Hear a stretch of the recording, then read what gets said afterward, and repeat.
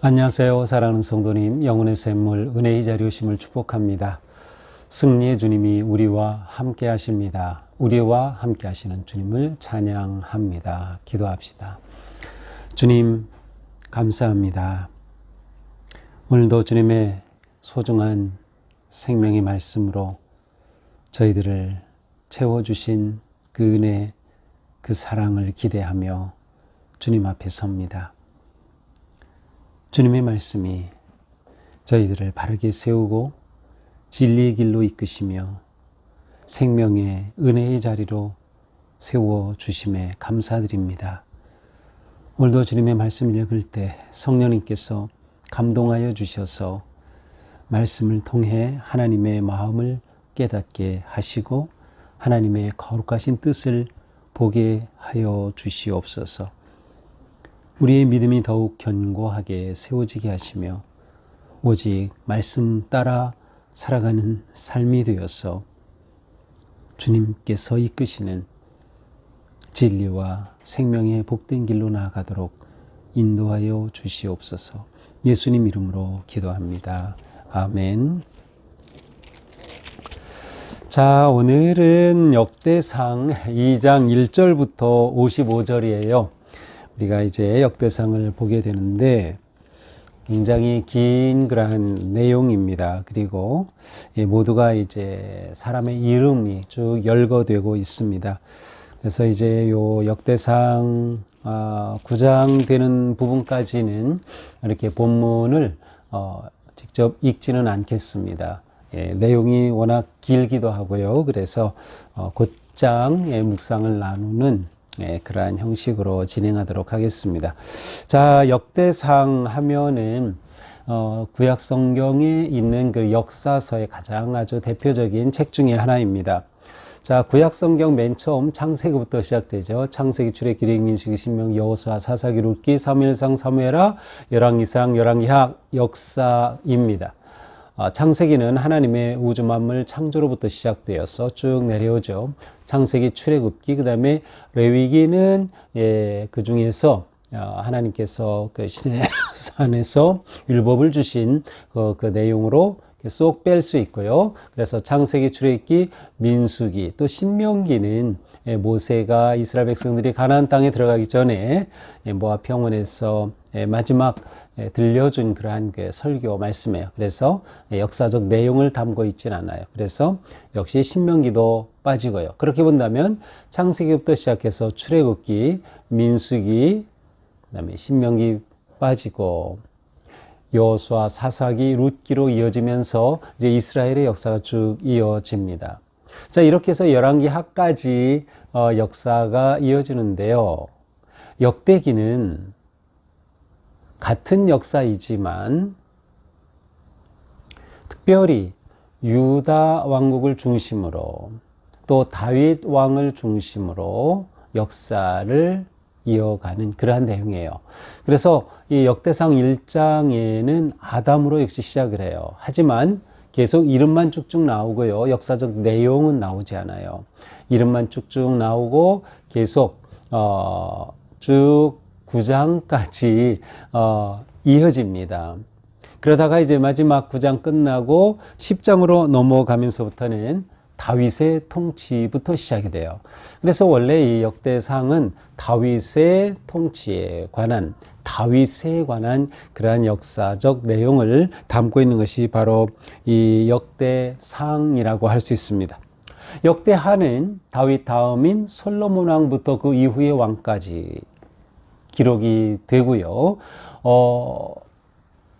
남쪽 유다 왕국 중심이기 때문에 열왕기서와는 다르게 역대기에서는 북이스라엘의 역사는 그렇게 그 시대에 따라서 이렇게 들어와 있지 않습니다. 물론 이제 연결된 중요한 그러한 북이스라엘의 왕들이 언급되는 곳이 있긴 하지만 전부 다 언급되는 것도 아니고 유다 역사를 중심으로 이어져 가는데 보조적으로 이제 북이스라엘의 왕들 이야기는 이제 소수가 들어가 있는 상황입니다. 자, 이 역대기는 그러면 왜 굳이 또 기록되었을까? 열왕기하까지 아주 세세한 그러한 역사적 내용을 담고 있는데 왜 또 기록되었을까? 이렇게 볼 수 있는데, 일단 이 역대기가 기록된 것은 주전 450년에서 400년경으로 봅니다. 이때는 언제인가 하면 유다가 바벨론에 멸망하여서 포로로 잡혀가죠. 그리고 이제 그 후에 70여 년 지난 후에 포로에 귀환하고요. 그리고 에스라 느헤미야를 통하여서 또 학개 선지자를 통하여서 또 스룹바벨 성전이 세워지기도 하고 성벽이 세워지기도 하고 그들의 신앙이 세워지기도 합니다. 하지만 이렇게 포로에서 귀환한 공동체는 너무나도 미약했어요. 그리고 그들은 큰 정체성 혼란 가운데 있었어요. 우리가 하나님의 선택받은 백성이라는데 어떻게 이렇게 됐느냐. 바로 이런 상황 속에서 하나님의 선택받은 그러한 백성의 정체성을 세워가고 그들의 신앙을 재확립하며 하나님께서는 놀라운 섭리와 역사 안에서 이스라엘 백성들을 이끌고 계시다. 그리고 다윗 왕을 통하여서 하나님의 놀라운 계획은 이어지며 그리고 사실은 다윗의 후손인 예수 그리스도에 대한 어떤 메시아적 대망의 어떤 가장 기본적인 그러한 배경을 이루게 되는 것이 바로 이 역대기라고 할 수 있습니다.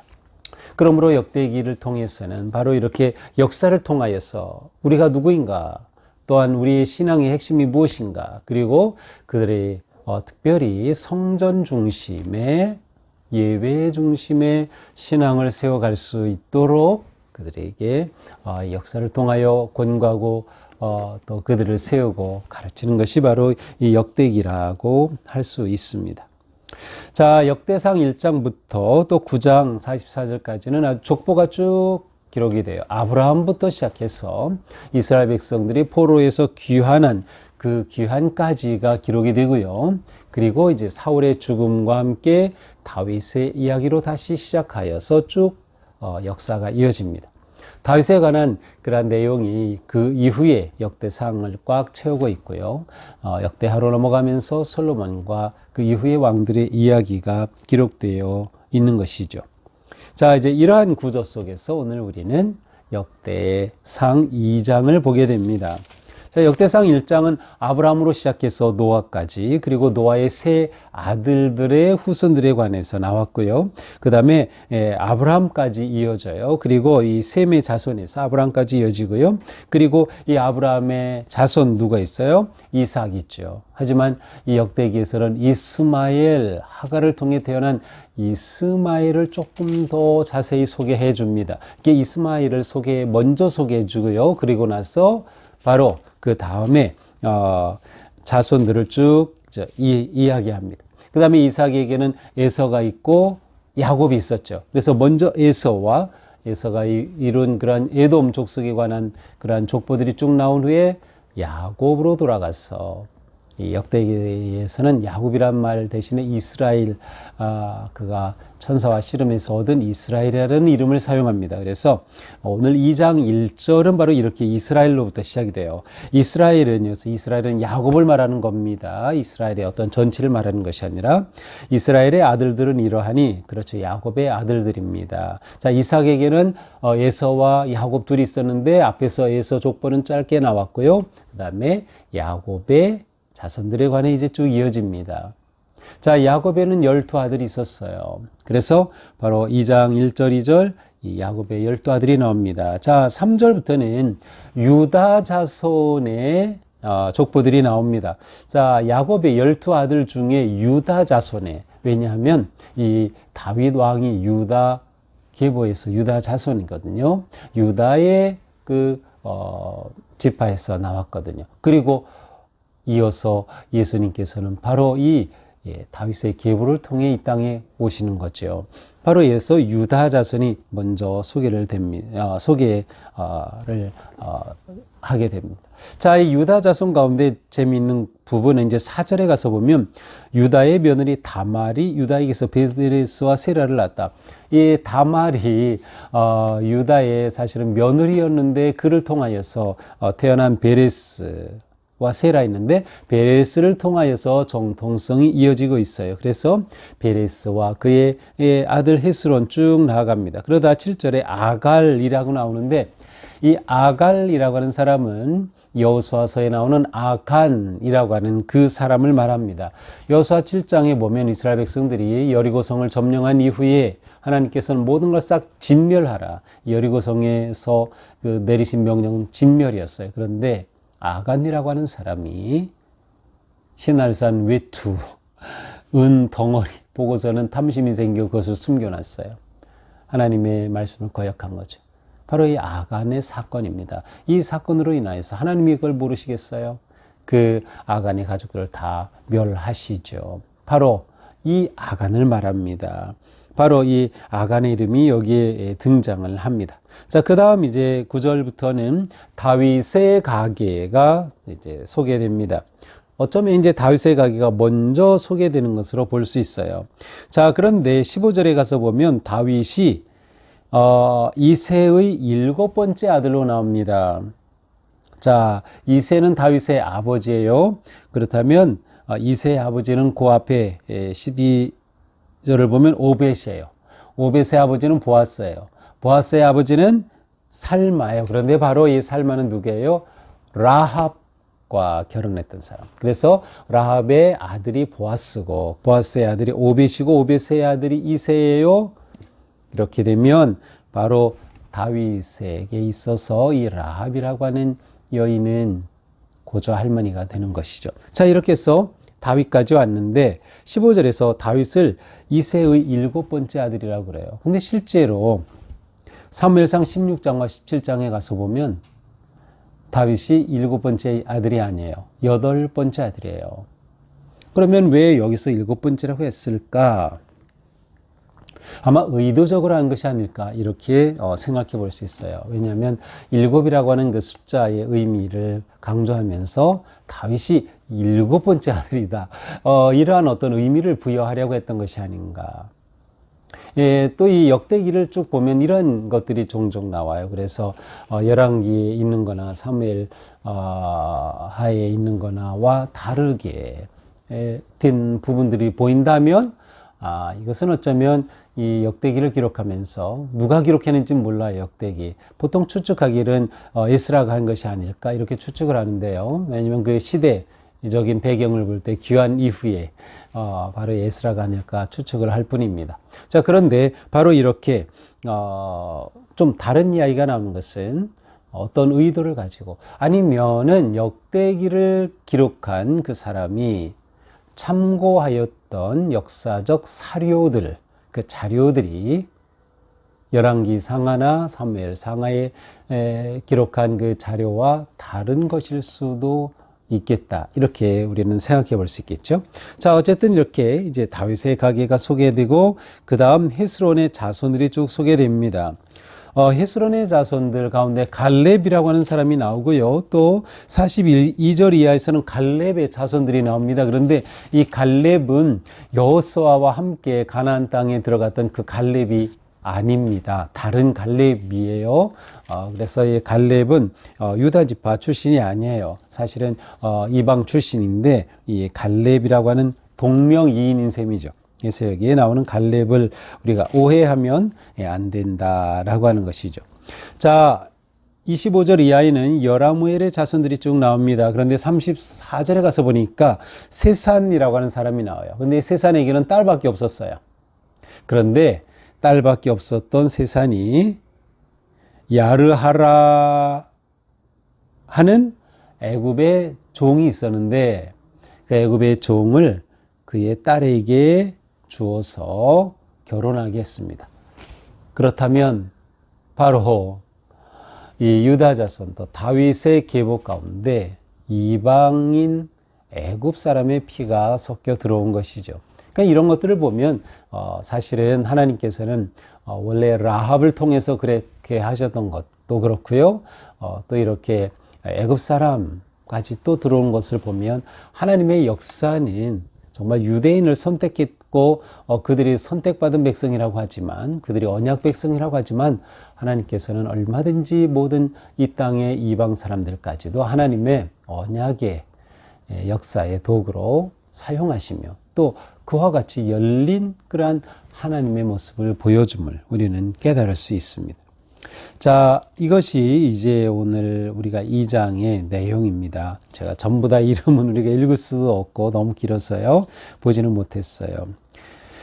자, 오늘 이렇게 내용을 쭉 보면서 하나님의 구속 역사는 어떻게 이어지는가를 우리가 볼 수 있어요. 하나님의 구속의 역사가 사람을 통하여, 가문을 통하여 이어지는 것을 볼 수 있습니다.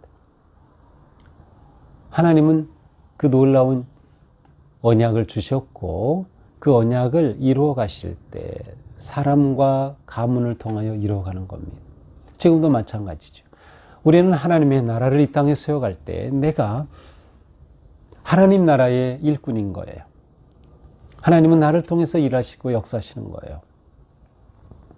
이 역대기 1장에서 9장까지 보면 이 수많은 사람들이 나오고 있어요. 그냥 이름 한 번만 딱 기록되고 말았어요. 그런데 그들이 이룬 업적이나 뭐 그런 거 대단한 거 전혀 기록이 되지 않았어요. 그럼에도 불구하고 하나님께서는 그들 한 사람 한 사람을 통하여 이렇게 역사하셨다는 거죠. 그리고 그들 한 사람 한 사람 이름이 기록된 것은 바로 하나님께서는 그 한 사람 한 사람을 그렇게 하셨으며 그들을 통하여 위대한 하나님의 계획을 이루어 가셨다. 평범한 사람의 이름 기록된 것, 그 속에는 이처럼 하나님의 크신 섭리가 담겨 있음을 알 수 있습니다.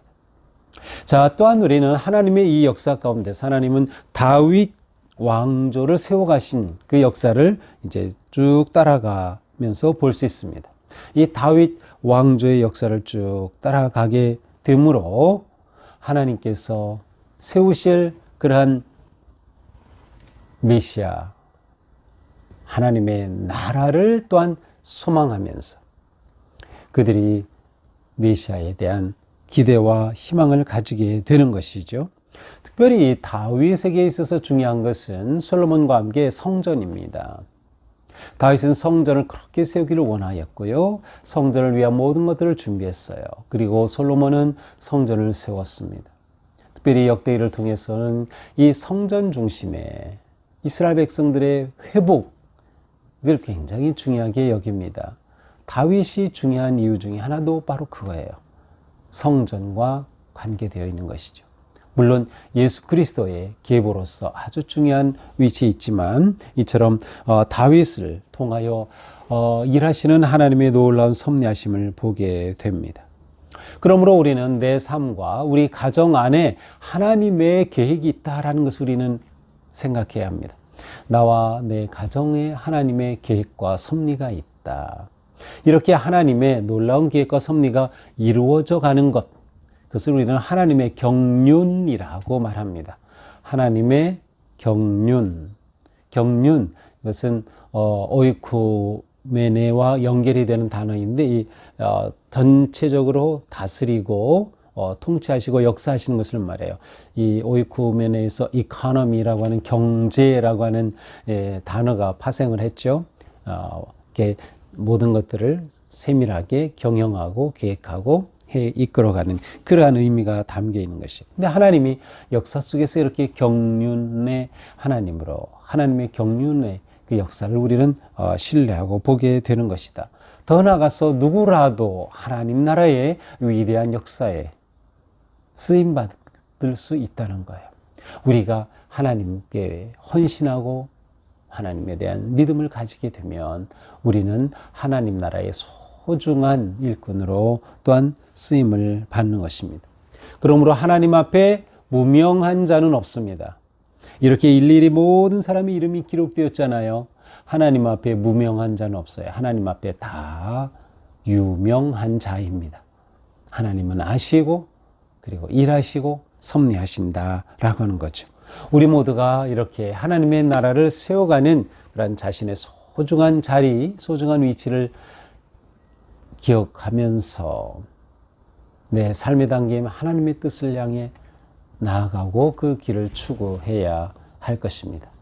더 나아가 나와 내 가정을 통해서 하나님께서 이루어 가실 일을 기대하며 우리 모든 가정마다 믿음의 명가문을 세워가는, 믿음의 명가문이란 하나님께서 함께 하시고 하나님이 역사하시고 하나님의 뜻을 이루어가는 그런 귀한 가문이죠. 우리 모두가 그와 같은 복된 가문을 이루어갈 수 있기를 주님의 이름으로 축복합니다. 기도합시다. 주님, 감사합니다.